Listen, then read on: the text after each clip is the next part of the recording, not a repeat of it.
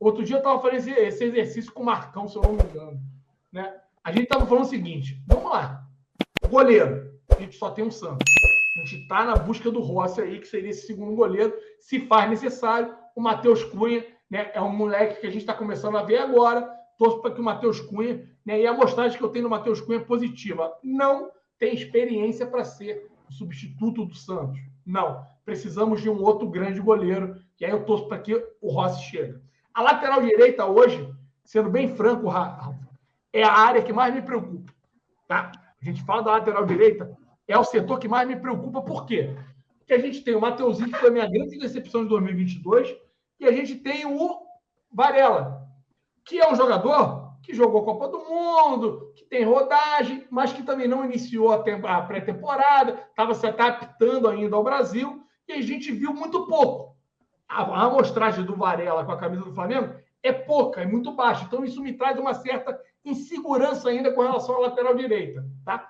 Saiu da lateral direita, Rafa, a gente está bem servido. A gente vai para o sistema defensivo, a gente está falando de porra. A gente está falando da volta do Rodrigo Caio, que eu torço para que tenha uma temporada completa, porque ele joga demais. Rodrigo Caio, para mim, cara, é titular absoluto. Se ele conseguir superar as lesões, para mim, ele vai jogar com sobra e para mim é meu titular. Aí você tem o Davi Luiz, que é um líder nato. Todo mundo falou da importância que o Davi Luiz teve para esse elenco. Você tem o Léo Pereira, que eu criticava horrores, que jogou bola demais, o Léo Pereira. Aí você tem ainda o Fabrício Bruno, que também foi uma grata surpresa, não compromete. E ainda tem um Pablo, que para mim fica no final da fila, mas você tem um Pablo ali. Então, o sistema defensivo de bons jogadores. Vamos para a esquerda. À esquerda você vai ter aquele rodízio ali natural, né? Do Felipe Luiz, que para mim ainda joga muita bola, não consegue jogar todos os jogos, mas vai jogar 50% dos jogos. E quando ele não tiver, tem o Ayrton Lucas, que foi comprado pelo Flamengo. Lateral esquerda resolvida. Top. Meio de campo é essa briga que a gente está falando agora. Quando a gente vai para a parte ofensiva, a gente está falando que a gente tem o Everton Ribeiro e o Arrasca, está buscando um outro meio ali de criação, que tem amigo no chat falando, Alain, ele cai mais pela direita, mas ele também faz a do Arrascaeta. É verdade que o Quinteiro, ele cai mais pela direita ali, mas ele tem a capacidade de fazer. Mas a gente tem, né, ali o Matheus França, que vem tentando jogar nessa posição, mas não é muita dele. A gente tem o Vitor Hugo, que meio que joga de volante ali, pode jogar um pouquinho mais avançado também, mas também não é um cara que hoje nos traz tranquilidade. Então, há necessidade, sim, de termos mais um. E aí, quando a gente vai para a parte ofensiva, a gente está falando de Cebolinha, Pedro, Gabigol, tá? E aí o Bruno Henrique voltando, enfim. A gente tem o Marinho ainda lá do outro lado. Galera, o time do Flamengo é fortíssimo. É sim um baita de um elenco que o Flamengo tem à disposição, mesmo, né, antes da chegada aí de alguns reforços que o Flamengo vem buscando, que é o caso do Rossi, do Quinteiro aí, e quem sabe mais um jogador, né, de canto de campo. Para mim seria maravilhoso. Rafa, é um baita de um elenco, né, Rafa? Cara, quando a gente fala assim, né, realmente é um elenco que eu nunca vi. Eu nunca vi nem perto disso, do time do Flamengo. E tem muita gente que fala até o seguinte, ainda que o Flamengo de Zico tenha sido o melhor time da história do Flamengo, nem aquele time tinha um elenco tão robusto, nem aquele time conseguia ser tão homogêneo entre titulares e reserva. Aí eu vou aproveitar aqui algumas coisas que você falou, acrescentar. Concordo que a lateral direita é nitidamente um ponto de desequilíbrio. Por exemplo, quando o Alan fala, estamos bem servidos na lateral esquerda porque nós temos ali Felipe Luiz e Ayrton Lucas. Dois jogadores não só de muita qualidade, mas com características diferentes, que podem ser aproveitados de maneira diferente. Isso é muito bom, é bom que o time tenha versatilidade no elenco. A gente não tem uma situação semelhante na lateral direita. Temos um lateral que a gente conhece pouco, que é o Varela. Ainda não vimos de que maneira o Varela consegue se encaixar nesse time. Não só jogou pouco, como não jogou jogos tão grandes. Isso é um problema. O Rodinei jogou todos os jogos importantes do segundo semestre do ano passado. E o Mateuzinho realmente teve um ano muito ruim, muito difícil. Eu não duvido de uma recuperação dele, mas eu não consigo projetar. Eu acho que você projeta uma melhora em jogadores que te dão indícios que estão bem. E não é o caso do Mateuzinho. Um meio-campo muito recheado, realmente Teve até um colega aqui do chat que fez uma pergunta sobre a intensidade. Aqui, ó, Astro Nerd, Rafael, Gerson, Pedro e Arrasca, esse time não fica sem intensidade? Astro, eu vou te responder uma coisa. Eu vou te dar uma escalação.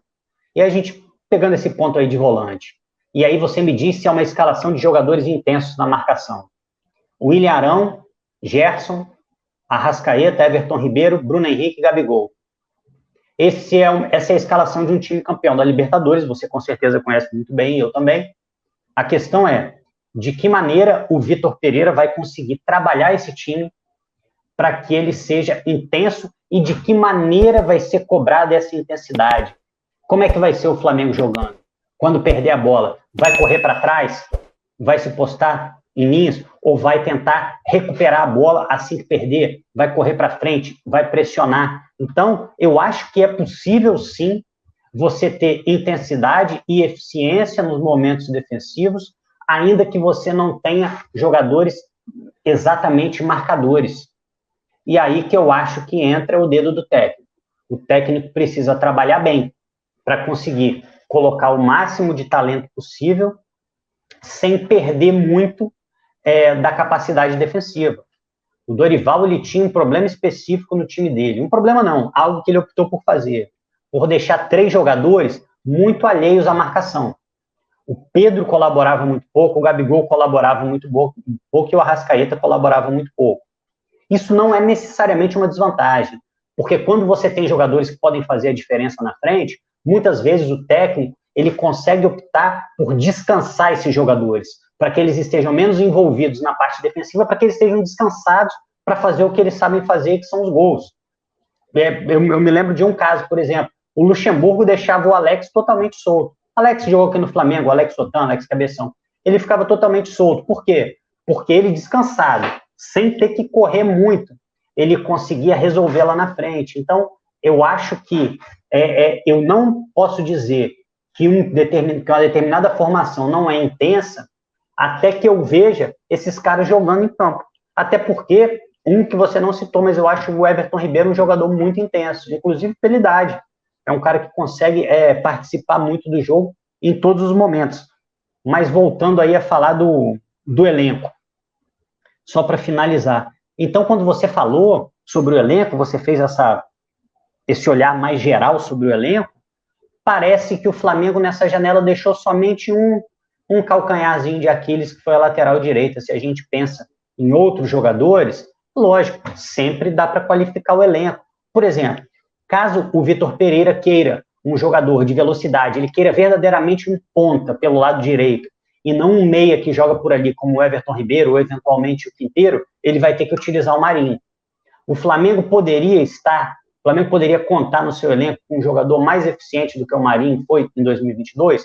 Com certeza o Flamengo poderia, mas aí também são questões, são limitações próprias de orçamentos que são grandes, mas em algum momento eles são limitados. O Flamengo não pode simplesmente sair contratando todos os bons jogadores do mundo, até porque a grana acaba. Então, acho que, mas principalmente quando a gente olha por essa visão geral do elenco, dá para a gente garantir, sim, que é um elenco muito robusto para disputar as competições, inclusive de maneira um pouco diferente do que o Dorival disputou. Por exemplo, para disputar um brasileiro para ganhar o brasileiro. E não numa eventualidade do time reserva e bem. Hoje eu vejo um Flamengo mais robusto e mais preparado para disputar todas as competições, Alan.